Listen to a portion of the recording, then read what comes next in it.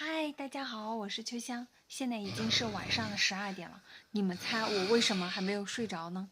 因为我们家辉哥的呼噜声实在是太吵了，我基本上每天晚上都要被他吵得差不多到1点多钟才能入睡。因为我入睡比较特别的困难，不是特别困的情况下，稍微有一点声音我就根本睡不着。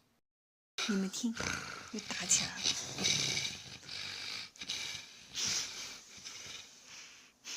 而且我们家辉哥的呼噜声属于一阵一阵的，此起彼伏的，一会儿声音特别大，一会儿没有声音，就是这种的。我给你们模仿一下啊。每次我在网上看到过这样的一条新闻，说肥胖的人打呼打着不好，就是自己憋气了，能把自己给憋过去了。我真怕我们家辉哥哪一天睡着了，把自己给憋过去了。又在打了。其实我也知道，我们家辉哥的打呼声，就是因为他的体重越来越胖了，所以打呼声才会越来越大。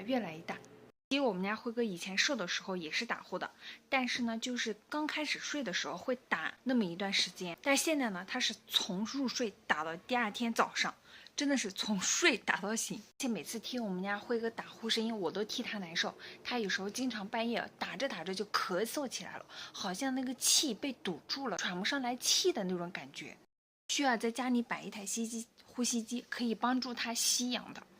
不然的话，像有一些人可能打着呼啊，就那个气喘不上来，就憋住气了，那个是特别危险的。他那个脸顿时就昏掉了，自己把自己给憋醒了。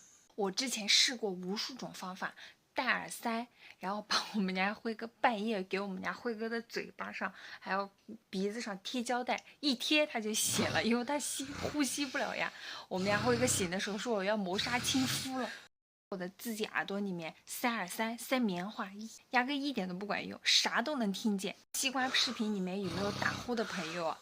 也有没有那些跟我一样被家里人吵的呼声吵的实在是没办法入睡的朋友们？你们有什么方法吗？其实我知道最根本的方法就是让我们家辉哥减肥，可是让他减肥实在是太难了。欢迎大家有什么方法在评论区给我留言哦。